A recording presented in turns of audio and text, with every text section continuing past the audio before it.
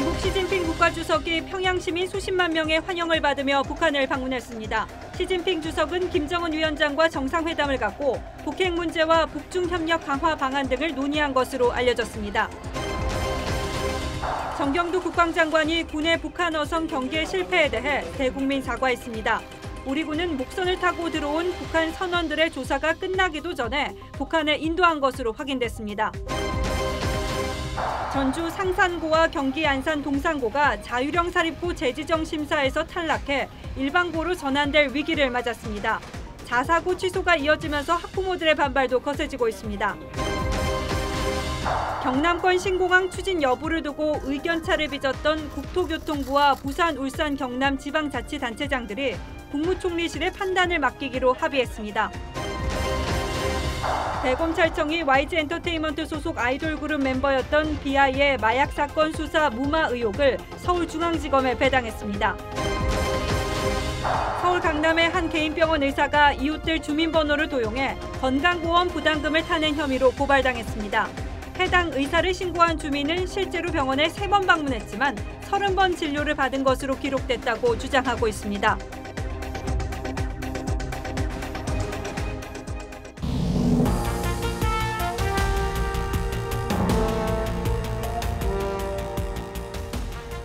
여러분 안녕하십니까? 뉴스9의 신동욱입니다. 다음 주 일본에서 열리는 주요 20개국 정상회의를 앞두고 한반도 정세가 급박하게 돌아가고 있습니다.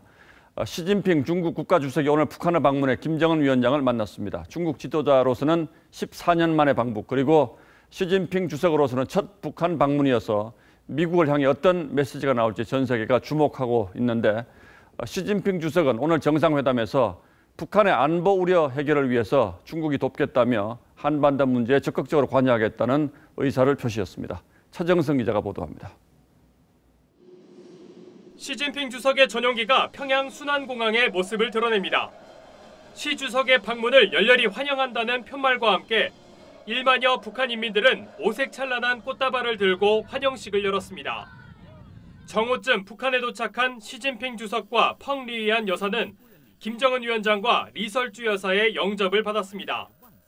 꽃다발을 건네받은 시 주석은 환영 나온 북측 인사들과 일일이 악수를 나눴습니다.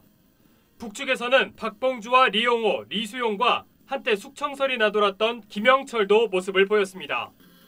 북측의 환영 인파는 시 주석이 평양 시내 금수산 태양궁전 광장으로 향하는 길목 곳곳에도 줄을 이었습니다.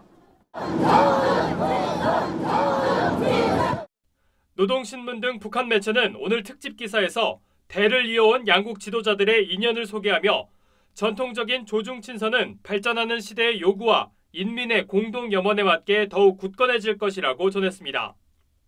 오후에 열린 정상회담에서는 북중 관계와 한반도 핵 문제 등이 중점 논의됐을 걸로 예상됩니다.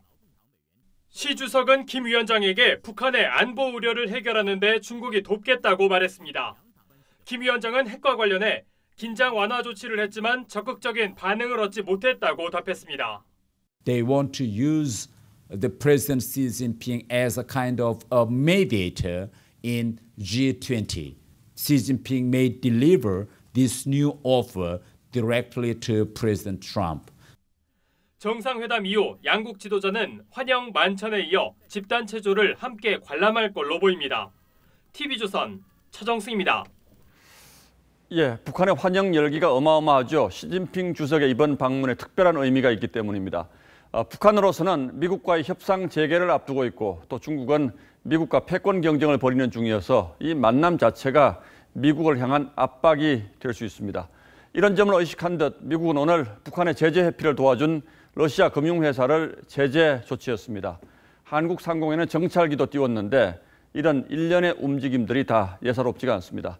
우리 정부는 남북미 3자 회동으로 긴장을 풀겠다는 구상입니다만 아직은 여러 변수가 남아 있습니다. 최지원 기자가 보도합니다.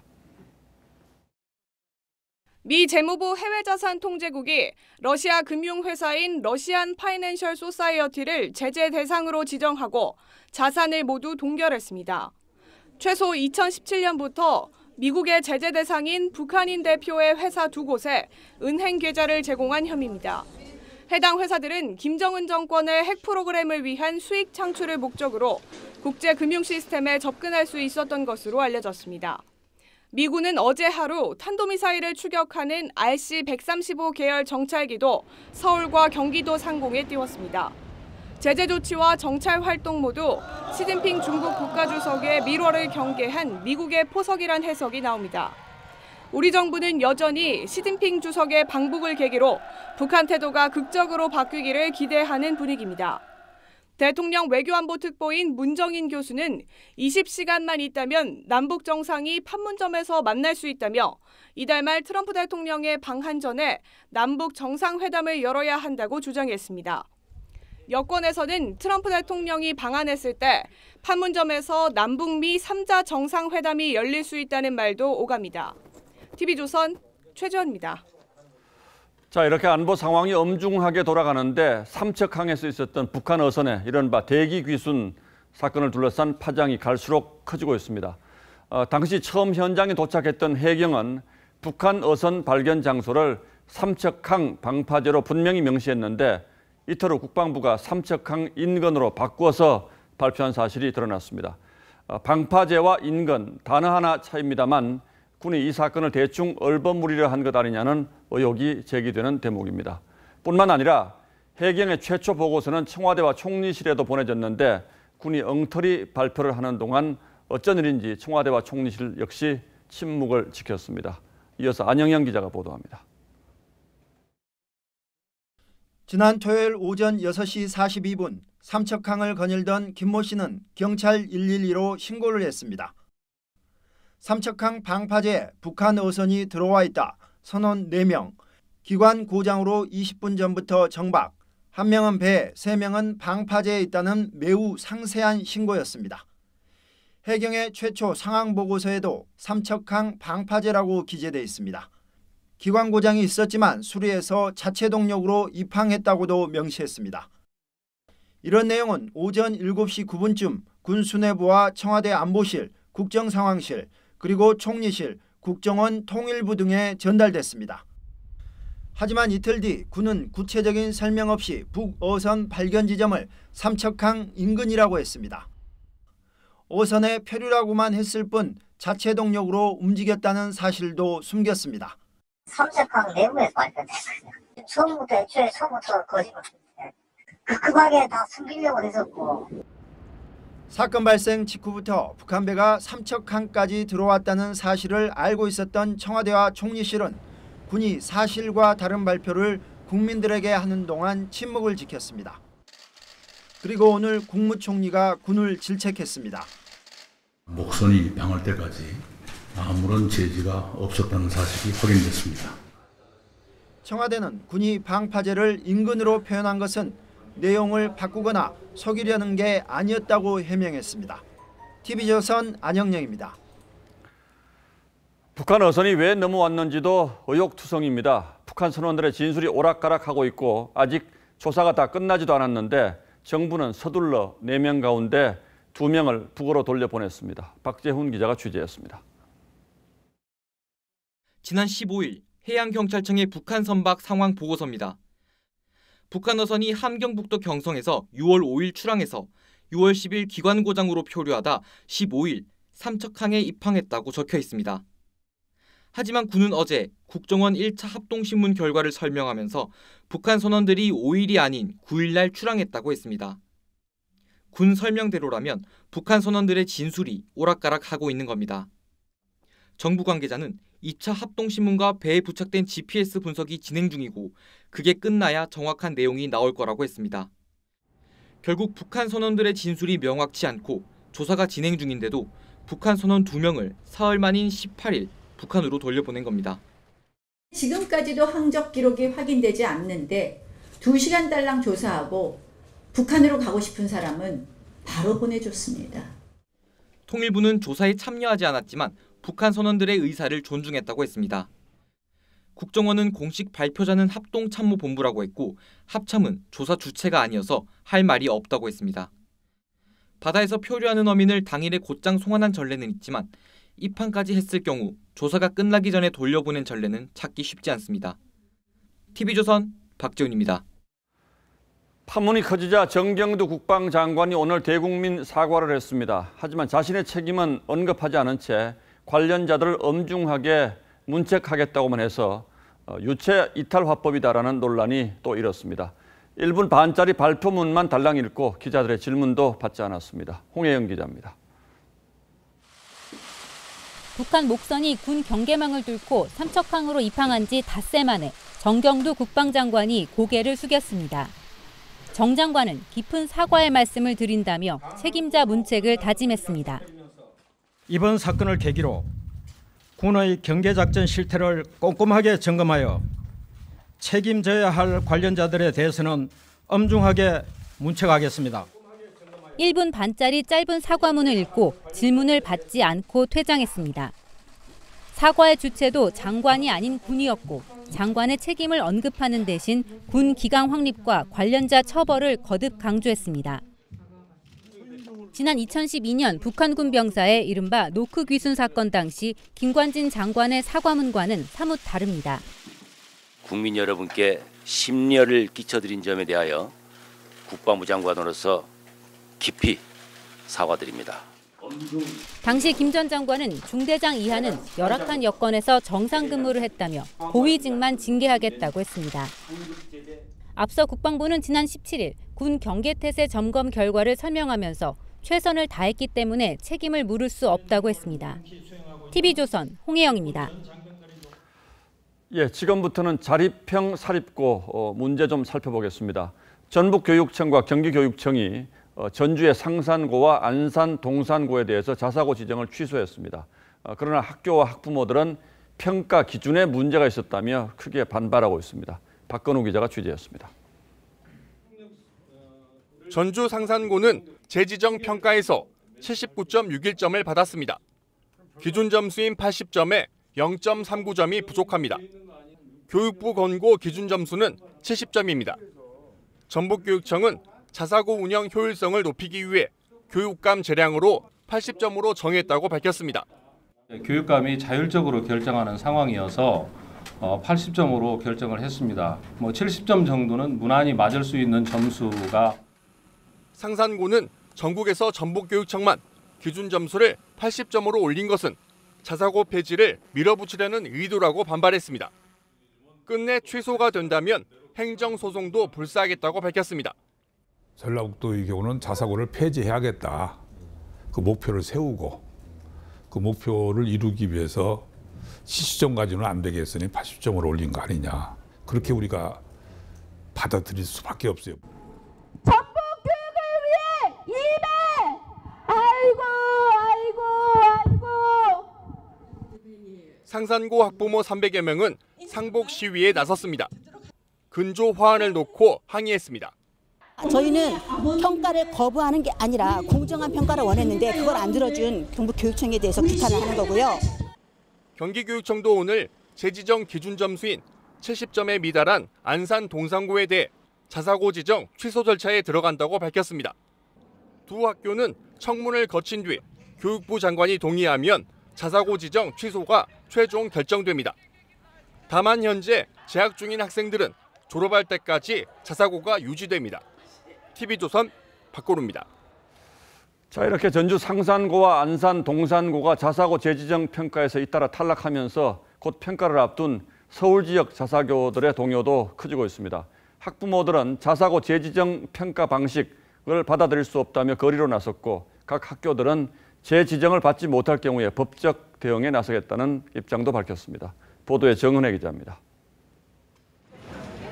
서울 지역 22개 자사고의 학부모 700여 명이 피켓을 들고 거리로 몰려나왔습니다. 상산고 학부모들과 같은 검은색 옷을 입은 이들은 자사고 재지정 평가에 반대했습니다. 자사고 죽이기를 즉각 중단하라!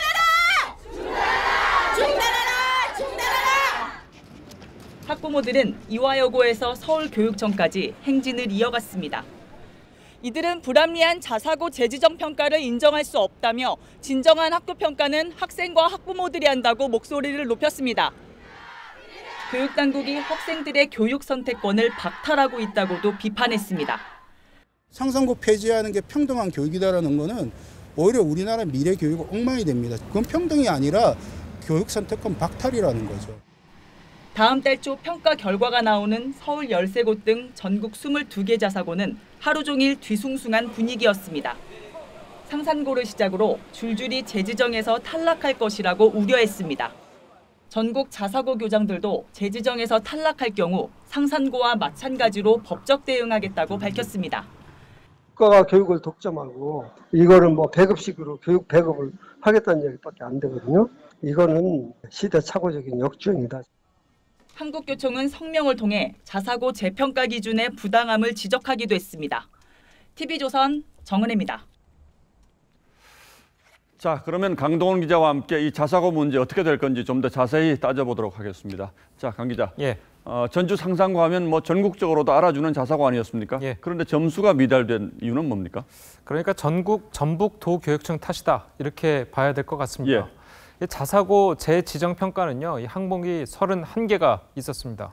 이 상산고는 골고루 평가 점수를 우수하게 받았는데요. 감점을 가장 크게 받았던 항목이 전북도교육청의 감사 부분이었습니다. 예. 무려 5점이나 감점이 됐었죠. 이 상산고 평가 점수가 커트라인에서 0.39점 모자라서 자사고 재지정에 실패를 했으니까 5점 감점이 결정타였다 이렇게 보면 될 것 같습니다. 이 반면에 학생 충원율과 장학금, 만족도 뭐 이렇게 15개 항목은 만점을 받았습니다. 자, 그런데 문제가 또 하나 있죠. 예. 다른 곳은 전부 커트라인을 70점으로 했는데 전라북도 교육청만 유독 80점으로 한 이유가 뭘까요? 대표적인 자사고인 상산고를 떨어뜨리기 위해서 의도적으로 그렇게 한 것 아닌가라는 의심도 드는데요. 예, 맞습니다. 제가 앞서서 이 상산고 탈락의 이유가 이 전북도교육청에 있다 이렇게 이야기한 것에 이 부분도 포함이 된 겁니다. 자사고 평가 기준 70점은 교육부가 권고한 점수죠. 자, 그래서 전북을 제외한 모든 교육청은 이 점수를 따랐습니다. 예. 이 전북도교육청만 10점 높은 커트라인을 내놓은 이유는 이 김승환 교육감의 철학과 관련이 있어 보입니다. 지난해 12월 17일이었죠. 이 김승환 전북도 교육감은 확대 간부회의에서 정부 부처가 어떤 정책을 수립 진행할 때 우선적으로 봐야 할 것은 헌법과 대통령 공약이다 이렇게 이야기를 했었죠. 자, 문재인 정부의 교육 공약 중 하나가 바로 자사고 폐지였습니다. 들어보시죠. 설립 취지에서 벗어나 입시 명문고가 되어버린 외국어, 자사고, 국제고를 일반고로 단계적으로 전환하겠습니다. 일반고 전성시대를 열어갈 것입니다. 자, 그러니까 이게 대통령의 공약이기도 했으니까 상산고등학교가 탈락한 것은 어쩌면 앞으로 벌어질 일의 신호탄으로 볼 수도 있겠군요. 그렇습니다. 그래서 이제 진보 성향의 교육감들이 바로 문재인 대통령의 공약대로 자사고를 줄여나갈 것이라는 우려가 나오고 있습니다. 실제로 교육부 고위 관계자는 이명박 정부 시절 확 늘어난 자사고들이 본래 취지의 역할을 못하고 있어서 정리가 필요하다 이렇게 이야기를 했습니다. 자, 올해 자사고 재지정 평가를 받는 학교는 전국적으로 24곳이고요. 이 서울 지역에서만 13개 학교가 남아 있습니다. 그럼 자사고 재지정에서 탈락을 하게 되면 바로 일반고로 전환이 되는 겁니까? 그렇진 않습니다. 이 청문과 교육부 장관 동의가 남아 있습니다. 예. 이 절차를 거쳐서 교육부 장관이 비동의를 하면 다시 자사고로 되는 거죠. 자, 실제로 지난 2014년 조희연 서울시 교육감이 서울 지역 자사고 6곳에 대해서 지정 취소 처분을 내렸다가 당시에 황우여 사회부 총리 직권으로 교육청의 결정을 취소한 적도 있었습니다. 예, 그런데 지금 교육부가 교육청의 결정을 뒤집을 가능성은 거의 없을 겁니다. 예. 본격적인 자사고 폐지 수순으로 들어갔다 이렇게 봐야 되겠군요. 네. 예, 강동원 기자 잘 들었습니다.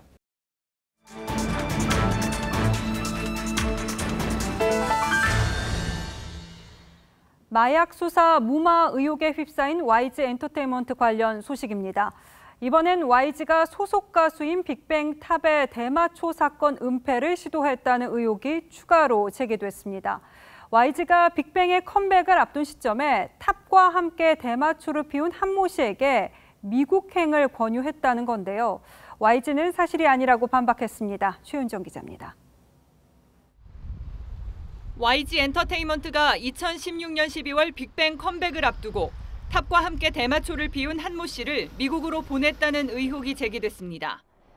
한 씨는 2017년 대마 흡연 혐의로 경찰 조사를 받으면서 소속사 대표로부터 YG에서 네가 외국에 나가 있기를 원한다고 들었다며 개인적인 일로 출국을 늦추자 YG에서 빨리 안 보내고 뭐 하느냐라는 이야기를 했다고 증언한 것으로 알려졌습니다.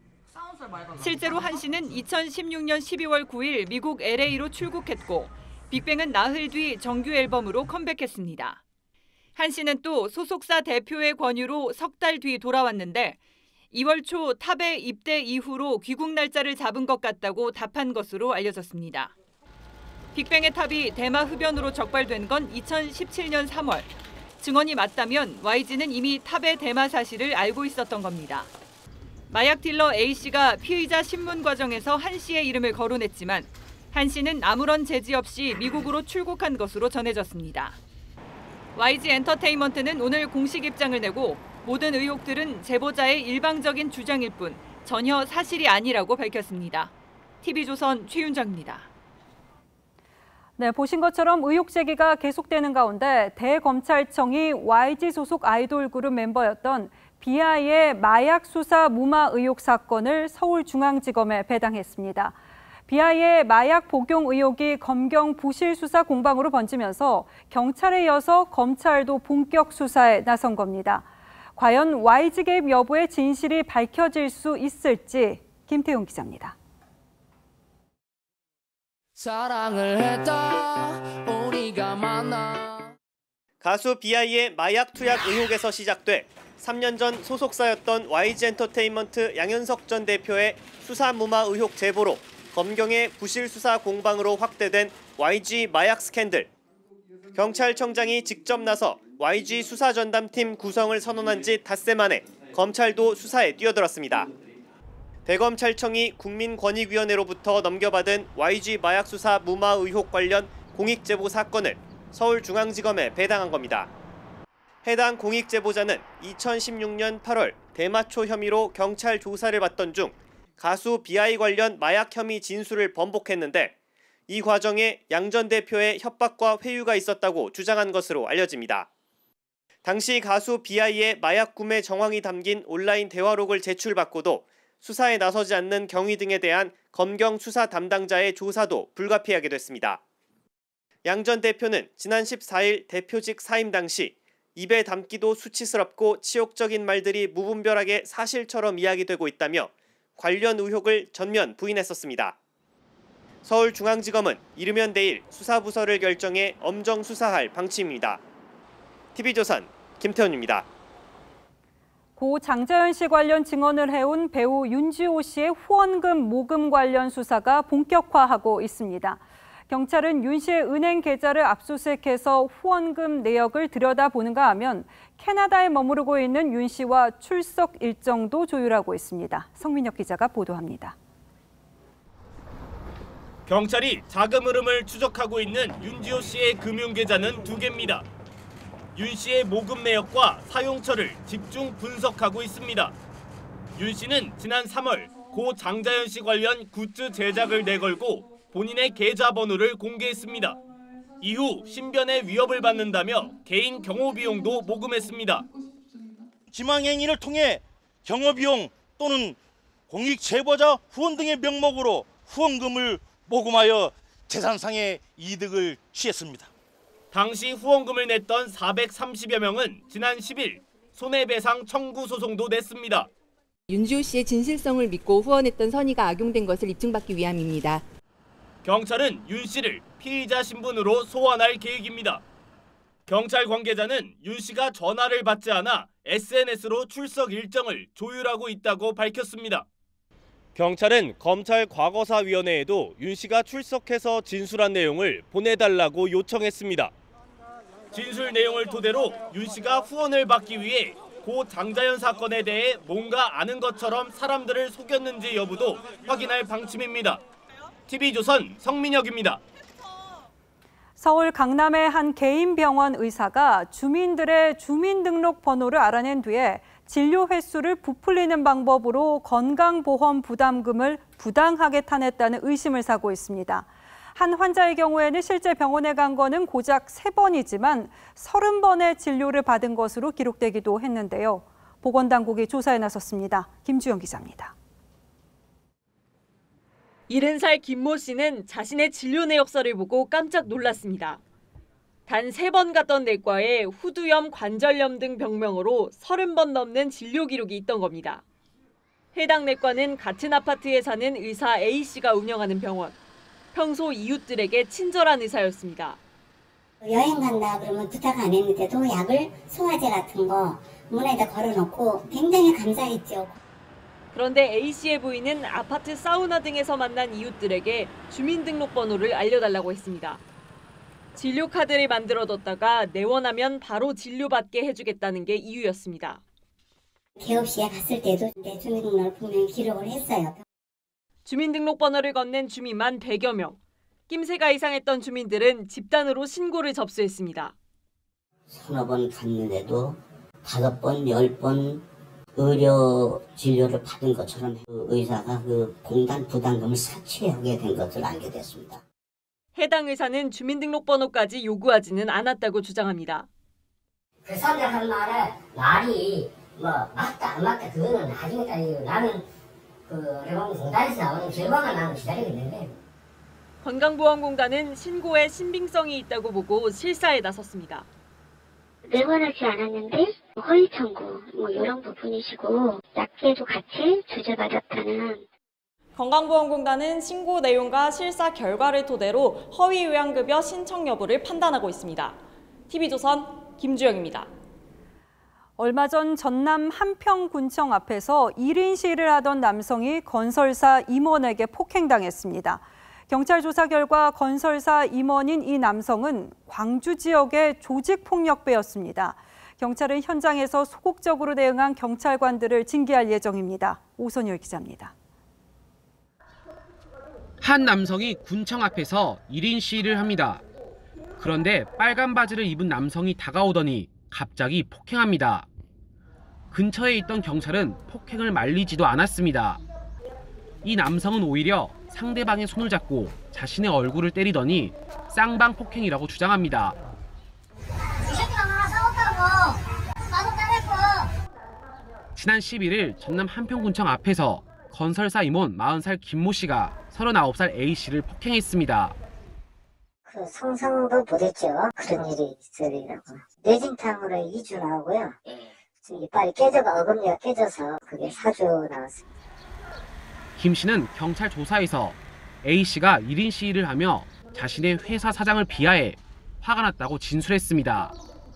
그런데 경찰 조사 결과 김 씨는 광주 지역 폭력 조직의 조직원으로 확인됐습니다. 경찰은 조직폭력배인 김 씨가 건설사 임원으로 취업한 경위를 조사하고 있습니다. 전문가 집단이 아닌 조폭을 특이하게 영입을 했다. 그러면 이 사람이 무슨 활동을 했는지 이런 부분에 대해서 좀 살펴볼 여지가 있죠. 경찰은 적극적으로 시민을 보호하지 않은 경찰관 2명을 징계위원회에 회부할 예정입니다. TV조선 오순열입니다. 시각장애 1급 행세를 하며 1억 원에 달하는 보조금을 챙긴 남성이 경찰에 붙잡혔습니다. 시각장애 1급은 앞을 거의 보지 못하는데 능숙한 운전 실력을 뽐내다가 결국 들통났습니다. 하동원 기자입니다. 시각장애 1급인 49살 A씨는 지난해 9월 장애인 보조금 부정수급 의혹을 받았습니다. 평소 운전을 한다는 제보가 접수됐기 때문입니다. 그러자 경찰에 운전면허증을 반납했습니다. A씨는 지난 2005년 이 병원에서 시각장애 1급 판정을 받았습니다. A씨는 당시 황반변성을 앓았습니다. 안경을 쓰면 생활에 불편이 없었지만 A씨는 앞이 보이지 않는다며 장애 판정을 받았습니다. 국가가 지정한 장애 기준에는 정확히 이분이 부합을 한 거거든요. 경찰은 A씨가 거짓말로 1급 장애 판정을 받은 뒤 지난 8년 동안 보조금 1억 1,800만 원을 받은 것으로 파악했습니다. 자기가 주도적으로 이거 보입니다, 안 보입니다. 이런 진술에 따라서 그 시각이 판정이 돼야 되기 때문에 최초 그 장애 판정을 받으실 때 여건 빠져나가신 부분이 있다 생각됩니다. A씨는 경찰 조사에서 자신의 혐의를 인정했습니다. 자치단체는 A씨에게 지급한 보조금을 환수할 예정입니다. TV조선 하동훈입니다. 예, 다음 뉴스입니다. 지난 2016년 동남권 신공항 문제는 지금 있는 김해공항을 확장하는 것으로 결론이 났습니다. 그런데 현 정부가 들어선 뒤 도지사가 민주당 출신으로 바뀐 부산, 울산, 경남이 재검토를 강력히 요구해왔고 오늘 국토부가 총리실로 이 문제를 다시 넘김으로써 사실상 재검토 수순에 들어갔습니다. 내년 총선을 의식한 결정이라는 지적도 나오고 있습니다. 지선호 기자가 취재했습니다. 김현미 국토교통부 장관과 오거돈 부산시장, 송철호 울산시장, 김경수 경남지사 등 이른바 부울경의 단체장들이 한자리에 모였습니다. 김 장관과 새 단체장들은 동남권 신공항 문제를 국무총리실에서 재검토해달라고 정식 요청했습니다. 김해 신공항의 적정성에 대해 총리실에서 논의하기로 하고 그 검토 결과에 따르기로 한다. 정부는 2016년 6월 동남권 신공항 건설을 결정하고 가덕도와 밀양 두 곳을 후보지로 고심하다 김해공항을 확장하는 방안을 최종 확정했습니다. 하지만 지난 4월 부울경 검증단이 김해공항 확장한 백지화를 요구하는 등 논란이 끊이지 않았습니다. 공항 유형이나 기능 등이 왜곡된 채 심지어 관련법 위반도 다분합니다.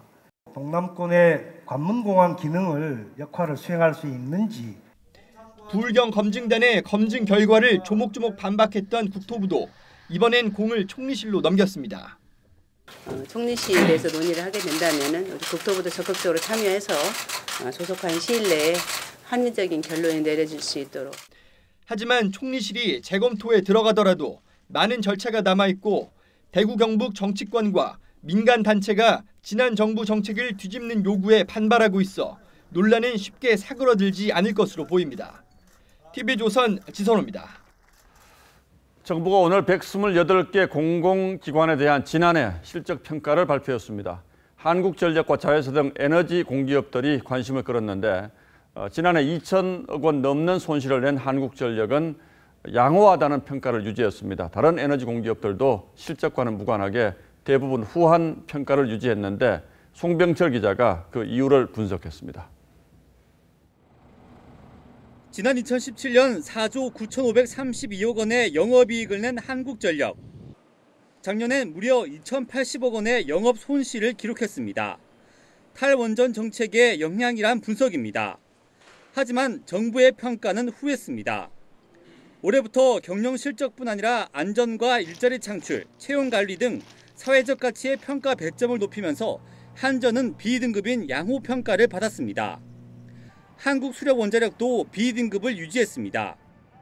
사회적 가치 구현에 전반적으로 초점이 맞춰졌던 그런 평가라고 생각이 듭니다. 한전의 발전자회사 5곳 중 2곳은 평가 등급이 올랐고 한 곳만 A등급에서 B등급으로 내려갔습니다. 전체 공공기관 중 꼴찌는 부채만 1조 8천억 원을 보유한 대한석탄공사였습니다. 낙제점인 D등급엔 한국마사회와 한국환경공단, 한국재정정보원 등이 포함됐습니다. D와 E 등급을 합치면 전체 공공기관의 13%인 17개 기관이 낙제점을 받았습니다. 홍남기 경제부총리는 공공기관의 윤리경영을 강조했습니다.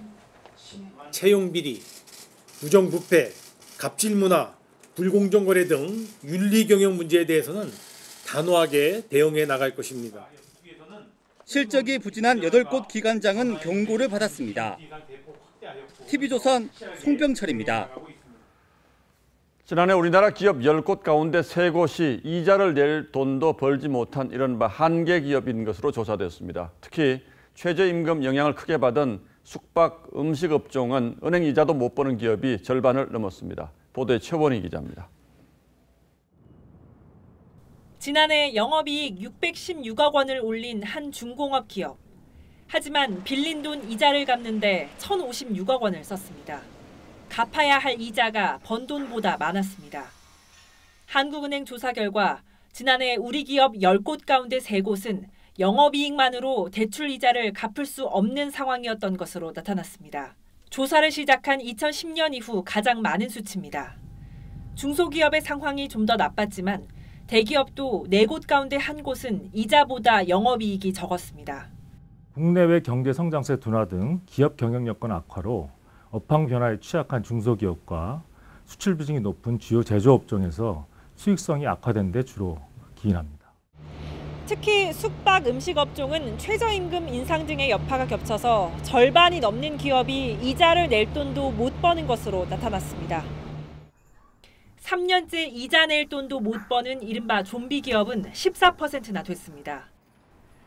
전문가들은 미중 무역 분쟁까지 겹친 장기간의 수출 하락세가 기업들의 어려움을 가중시키고 있다며 이런 추세가 계속되면 기업들의 부실 위험이 커질 수 있다고 우려했습니다. TV조선 최원입니다. 외국인 근로자에게 산술적으로 똑같은 임금을 주는 건 공정하지 않다라고 한 황교안 자유한국당 대표의 말을 두고 정치권에선 이틀째 공방이 이어졌습니다. 차별적 발언이라는 공격에 황 대표는 급격한 최저임금 인상 문제를 지적한 말이었다고 반박했습니다. 김보건 기자가 취재했습니다. 더불어민주당은 한국당 황교안 대표의 발언이 차별을 부추긴다고 비판했습니다. 차별을 부추기는 것은 물론이고 우리 국민에게 피해를 끼칠 무책임한 발언입니다. 황 대표는 최저임금의 급격한 인상 우려가 발언의 본질인데 여당이 왜곡한다고 반박했습니다. 최저임금 급등시킨 이 정권이 책임을 질 문제인데 문제를 풀겠다고 하는 설을 오히려 공격하니 정말 어처구니가 없습니다. 황 대표는 이어 중소기업이 최저임금을 감당하기도 힘든데 외국인 근로자들에게는 숙식비 같은 다른 비용까지 들어가고 있다고 주장했습니다. 민주당은 곧바로 황 대표의 주장은 허위라고 주장했습니다. 전혀 사실과 다른 이야기입니다. 사업주가 외국인 근로자에게 숙식을 제공할 경우 월 통상임금에서 최대 20%까지 비용을 징수할 수 있도록 하고 있습니다. 한국당은 현장을 모르는 말이라며 재반박했습니다. 전희경 대변인은 실제 현장에서는 숙식비가 현물로 지급될 때는 최저임금에 산입되지 않는 등 문제 제기가 지속돼 왔다고 주장했습니다. TV조선 김보건입니다. 김원봉 서훈 논란의 불똥이 6.25 전쟁 당시 낙동강 전선을 지켜내서 6.25 영웅으로 불려온 백선엽 장군으로 튀었습니다. 오늘 광복회관 앞에서 일부 단체가 백 장군의 일제시대 경력을 거론하면서 친일이라고 주장하는 일이 있었습니다. 미군은 지난해 백선엽 장군을 자기 나라 영웅처럼 예우하면서 생일 축하 행사까지 마련했었는데요. 미군이 보훈단체들의 오늘 이 격도를 봤으면 뭐라 했을지 여기에 오늘의 포커스를 맞췄습니다. 국군 파멸하고 사실을 왜곡한 김원웅 즉각 사퇴하라! 사퇴하라! 김원봉 행적을 높이 평가하며 백선엽 장군을 비판한 김원웅 광복회장을 향해 보훈단체 규탄이 쏟아집니다. 반대 집회에서는 백 장군을 향한 원색적인 비난이 쏟아집니다. 친일 앞잡이 백선엽을 백선엽 비난작자들은 만주군관학교를 나와 간도특설대에서 3년 복무하며 독립군을 탄압했다며 훈장 박탈 주장도 나옵니다. 백선엽 장군 논란이 커지기 시작한 건 황교안 대표와 만난 자리에서 김원봉 서훈 문제가 거론되면서부터입니다. 여당에서는 윤봉길 의사가 분통해야 한다는 말까지 나왔는데 백 장군은 당시 중공 팔로군과 싸웠고 독립군은 구경도 못했다고 합니다. 친일 앞잡이의 법통을 이어받았다라는 그야말로 있어서는 안 될 군을 폄하하고 매도하는. 그런데 백 장군을 대하는 미국의 태도는 극진합니다. 그의 99세 생일상을 차려준 건 주한 미군. 진심으로 교수님에 축하드립니다. 에이브럼스 한미연합사령관은 3대째 이어진 군인 영문가 출신이죠. 무릎을 꿇은 자세로 인사를 올리며 존경심을 드러냅니다. It is my distinct honor on behalf of all of the present and past UN Command, CFC, and USFK commanders. 해리스 주한 대사도 식사 자리까지 찾아와 무릎을 꿇고 예를 표했습니다. 속은 먹기의 나라입니다. 가난해서 새끼 밥을 제대로 먹는 그러한 국민이 됐습니다. 이 8군이 방어해주는 동안에 한국은 지난 60년 동안에 미군 보병훈련기지의 박물관에서는 그의 육성도 보존 중이죠. 탱크나 비행기도 없었어요. 그때는 우리는. 그럴수록 이제 지휘관이 솔선수범해야 됩니다. 고락을 같이 하면서. 그는 6.25 전쟁 당시 미군 전우들과 함께 다부동 전투에서 승리해 최후의 보루였던 낙동강 방어선을 지켰습니다. Before he gave the order to attack, he told his men if he personally turned back for them to shoot him. A new definition of leading from the front. 조국을 구한 이 노장이 후손들에게 당부하는 건 한 가지. 제발 여야가 국방에 여야가 없고 여러분들이 이 군을 갖다가 잘 받도록. 하지만 거듭된 정치 공방이 영웅의 명예와 군의 위상마저 떨어뜨리고 있는 건 아닌지. 뉴스나인 포커스였습니다. 별이 빛나는 밤, 자화상 등을 남긴 후기 인상파의 거장 빈센트 반 고흐가 삶의 마지막 순간 사용한 것으로 추정되는 권총이 경매에 나왔습니다. 고흐의 고뇌와 고흐의 작품을 사랑하는 사람이라면은 자연스레 총에 대한 관심도 있을 텐데 그 관심이 경매에 반영됐습니다. 감정가의 3배인 2억 원에 낙찰됐습니다. 물론 이런 관심을 불편하게 보는 시각도 있습니다. 화가의 비극을 상업적으로 이용한다는 거죠. 유지연 기자입니다. 네덜란드 출신 후기 인상파 거장 화가 빈센트 반 고흐. 해바라기, 별이 빛나는 밤 등 수많은 걸작을 남겼지만 생전엔 인정받지 못하고 37년의 짧은 삶을 비극적으로 마감했습니다.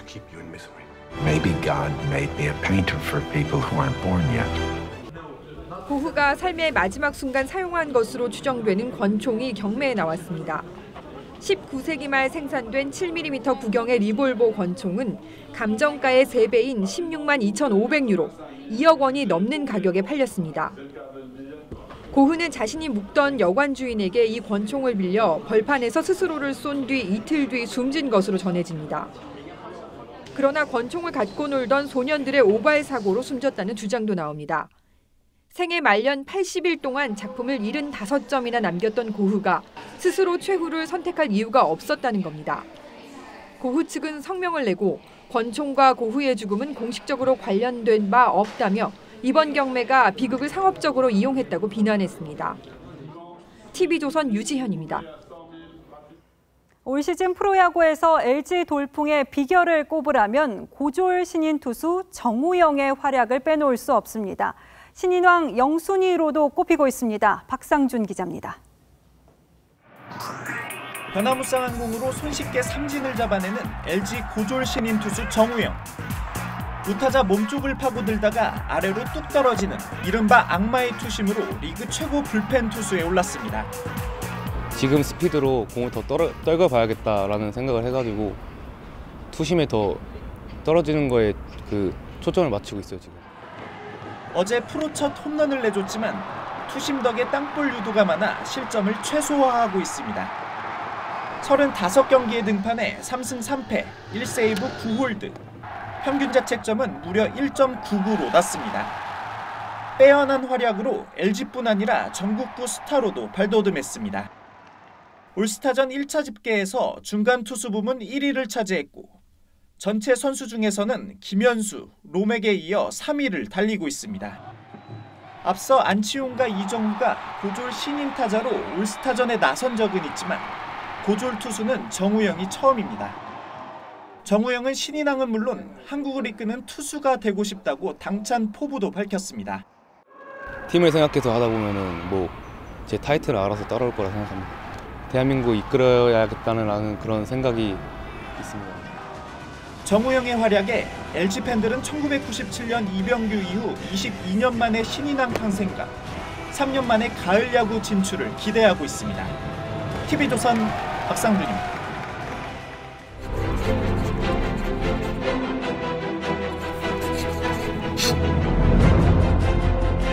작년 12월 적폐수사 대상으로 지목돼 영장실질심사에 나온 고 이재수 전 기무사령관입니다.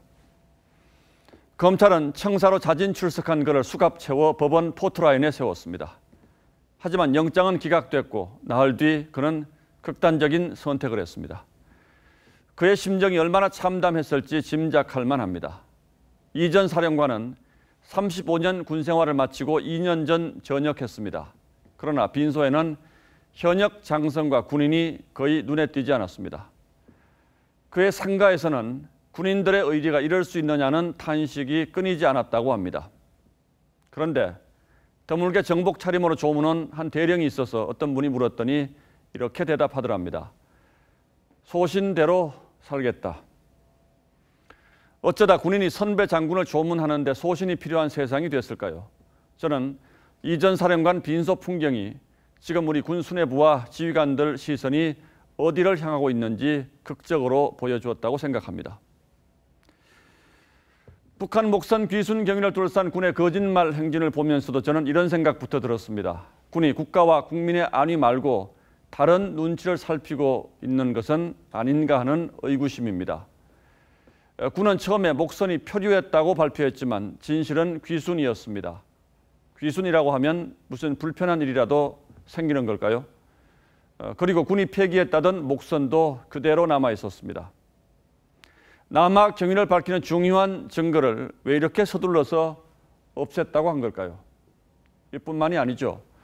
목선은 삼척 앞바다에서 기다리다 버젓이 항구로 들어왔습니다. 군은 주민 신고를 받고서야 출동했습니다. 그래놓고는 해안 경계에 문제가 없었다고 했습니다. 작전에 실패한 지휘관은 용서할 수 있어도 경계에 실패한 지휘관은 용서할 수 없다는 말이 있습니다. 하지만 경계 실패보다 몇백 배 더 나쁜 것은 국민에게 숨기고 거짓말하는 군대일 겁니다. 국방장관은 어제 지휘관 회의에서 엄중하게 책임을 묻겠다고 엄포를 놓았습니다. 총체적 책임자가 마치 남 얘기하듯 말이죠. 그리고 오늘에야 사과하면서 또다시 엄중문책을 강조했습니다. 한 가지 거짓말을 덮으려면 10가지 거짓말이 필요하다는 말이 있습니다. 군은 도대체 무엇 때문에 거짓말을 늘어놓고 누구의 심기를 건드릴까 전전긍긍하는 것인지 묻지 않을 수 없습니다. 6월 20일 앵커의 시선은 국민에게 거짓말하는 군대였습니다. 네, 이번 주는 비 예보가 잦습니다. 내일 중부와 경북 쪽으로는 오후부터 밤사이 비가 예상되는데요. 이 비는 북한에서 남동진하는 기압골 때문에 내리는 거고요. 영남 내륙 지역은 오후에 대기가 불안정해지면서 소나기가 지납니다. 내일은 휴대하기 편한 우산 하나 가방에 넣으시면 좋겠습니다. 또 경남 지역은 미세먼지 농도가 나쁨 단계 예상이 되고요. 이외 지역은 공기 상태 괜찮겠습니다. 정리하면 중부, 남부 하늘 모습이 다릅니다. 중부는 흐리다가 비가 오는 거고요. 남부는 맑은 가운데 소나기가 지날 것으로 보입니다. 내일 아침 최저기온 보시면 서울, 전주 19도, 부산 21도로 시작을 하겠고요. 낮 최고 기온은 서울 26도, 대구가 32도, 광주 30도까지 오르겠습니다. 모레는 충청, 호남 일부에 비가 지나겠고요. 또 주말에는 서울의 경우 주중보다 더 더울 것으로 예상됩니다. 날씨였습니다. 목요일 뉴스9은 여기서 마치겠습니다. 네, 시청해주신 여러분 고맙습니다.